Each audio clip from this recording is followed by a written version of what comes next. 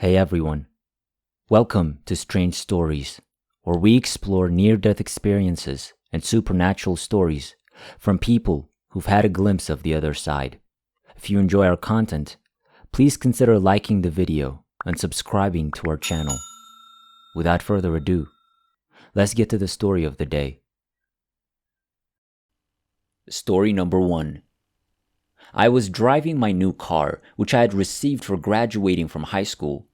I was only 16 years old when I graduated high school in 3 years, completed nearly a year of college, and received a full academic scholarship to university. Anyways, I picked up my 2 soccer buddies and we went hiking at Hatcher's Pass. Solstice is widely celebrated in Alaska because it is the longest day of the year and the sun does not set, so many people go jogging at 2 a.m. or kayaking at midnight. My friends and I hiked around and played on the glacial rocks. We were getting tired and decided to return home. We weren't drinking or doing drugs on this trip, as teenagers frequently do, so I wasn't impaired. We drove down the mountain, stopping briefly to use the outhouses before getting back in the car. I was behind the wheel. This is the last thing I can recall. I had frontal lobe and posterior brain damage, so I have no recollection of what happened other than the near-death experience. Before I tell you about the experience, I'd like to point out that we were involved in a terrible single-car accident. According to the people in the car, I may have fallen asleep behind the wheel. These Alaskan highways have no shoulders. It is thought that I drove to the edge, awoke, and overcorrected the car. My head went through the windshield into a tree after the car flipped end over end. According to reports, the first EMTs on the scene simply covered me up so no one had to see my shattered skull. They obviously couldn't get vital signs, but I'm not sure if I was clinically dead or not. Someone brought me back at some point, but no one seems to know the details. I had between level 3 and level 4 Lefort fractures, which means I shattered every bone in my face to dust, save my chin. Over 100 titanium plates, screws and mesh, as well as cranial bone grafts, cartilage grafts, and other procedures were used to reconstruct my face. I was ground beef. I think I first tried to remember what happened that fateful night while in the hospital. And, as previously stated, all I could recall was our last bathroom break about 15 minutes before the car accident. But there was one memory that I couldn't put my finger on, but it was so powerful that the more I thought about it, the more obsessed I became with it. As I previously stated, I have no recollection of the crash, only of darkness. It wasn't a threatening darkness. I was a 16-year-old boy who was not about to fall into a pit. I didn't feel anything bad. One possible explanation is that I was blinded during the accident.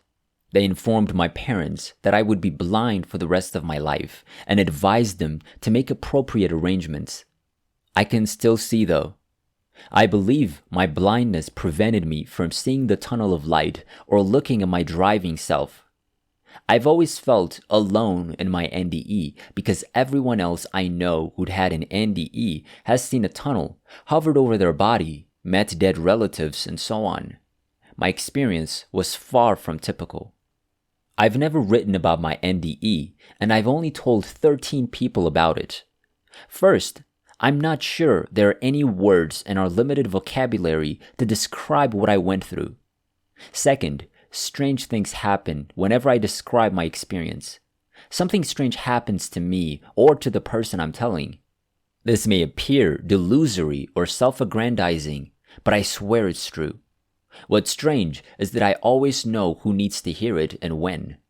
More than half of the people I told were complete strangers. As a result, the darkness engulfed me. I had the sensation of transcending time and space. Consider what it would be like to spiral through the galaxy as an entity free of gravitational pull or specific trajectory. That's how the journey through the darkness felt. What I do know is that the direction I was going had no bearing. It seemed to be all over the place. It felt like rain. I was as wet as rain. If raindrops were souls and heaven was the giant puddle that collects and pulls all souls, then I was a raindrop following my path toward a puddle. I realized I belonged in the puddle. Apart from this terrible analogy, I can't think of a better way to describe it. This collective was attracting me like a magnet. It was devoid of any human emotion. I was not afraid. I had no doubts. I didn't ask any questions. Pure, unrelenting, unconditional love was the only human emotion I could feel.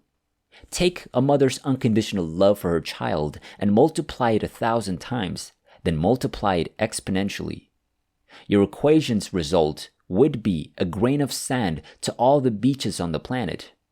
The comparison between the love we experience on Earth and what I felt during my experience is also valid.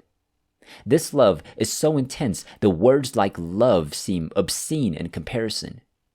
It was the most intense and compelling sensation, but it was so much more than that. Angels were present for me. I sensed the presence of joyful souls who shared with me 100 lifetimes of knowledge about our divinity. I knew I was in the presence of God as this knowledge was delivered to me. I had no desire to leave. The next thing I noticed was a voice here and there, the sounds of the ICU, nurses, doctors, and people crying as they approached me. My eyes were sewn shut, my mouth wired shut. I was breathing through my neck, my hair was shaved, and my face was crushed. This happened 17 years ago, and I've yet to find anyone who has survived my injuries. Is my near-death experience unusual? I'd like to believe that it isn't. Story number 2. I was hit in the face by a pickup truck driven by an inebriated driver. In a 25 zone, he was going 78 miles per hour. As soon as the truck started breaking my ribs, I knew I was going to be crushed in two. My body and soul had become separated. For a few seconds, I felt like I was tumbling into the ocean, head over feet. Then I was out on the street. I had no idea my body was somewhere else. In this velvety black night, I felt bliss and peace. There was a gentle blue glow. I took 4 steps, 2 to the left and 2 to the right, and then my friend yelled my name, breaking the silence. I was walking toward a tunnel when I noticed my skating coach, who had died when I was 16 years old, standing near the entrance. When I turned around, I was annoyed to see my body crumpled halfway under my crushed car. How can I be over there and over here at the same time was my first thought. Then I returned to my body and took a closer look. That body is still viable, I reasoned. Isn't this strange? I must decide whether to stay or return. I considered how I wanted to meet someone, marry, and have children, but I didn't want to destroy my parents who are so loving. I too desired to remain. I know. I'll just ask God, I reasoned. God is present and He knows what I should do. I didn't see God, or Jesus for that matter, but God appeared to be looking over my left shoulder. Go back, God said, and I said, okay. I was shown some things, most of which I don't remember, before transforming into mist and re-entering my body through the top of my head. I had tunnel vision after I re-entered my body. The EMT kept in touch with me in the ambulance, which was extremely helpful because I was fighting hard not to float back out of my body. The hospital released me quickly because they made a mistake and thought I was uninjured. My parents brought me home, and I awoke in my childhood bedroom. Other than the bed, there was no other furniture. I took it all, plus the cat, to my apartment. I hadn't looked in the mirror since the accident, and when I awoke, I questioned whether my memories were true. I remembered a small 1/8 of an inch trickle of blood coming out of my left ear. This was something I'd noticed from the outside, so I decided that if there was blood in the bathroom mirror, I had consciously experienced being out of my body. No blood means no true memory. There was blood on the floor. Then I demanded that my mother take me to the accident site. It was between 9:30 and 10 a.m. When we arrived, the cleanup had not yet begun. There were 5 totaled vehicles, and the truck that hit me was still upside down about a quarter mile away from where it hit me. The EMT who had been holding me in place was standing exactly where I'd been crumpled under my car. It was unsettling. I approached him and informed him. I inquired whether he frequently returned to accident scenes. He looked surprised and said, "Never before," explaining that he'd been an EMT for 10 years. Why me? I wondered. How come now? "I saw this peaceful blue light shining down from heaven just on you, and it felt so wonderful. It was God himself," he said. "I just wanted to soak it up." "Why didn't you?" I stupidly asked. He stated that he needed to transport me to the hospital.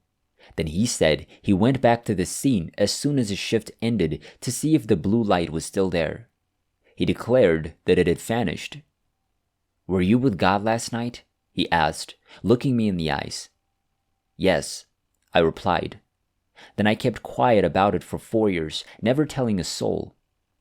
I told my friend on the 4-year anniversary of the accident how she'd saved my life. I was nervous when I told her. It took me nearly an hour to stammer out to her that I thought I died that night. "I know you died," she exclaimed. I was taken aback. When I asked how she knew, she said my eyes were open and no one was at home.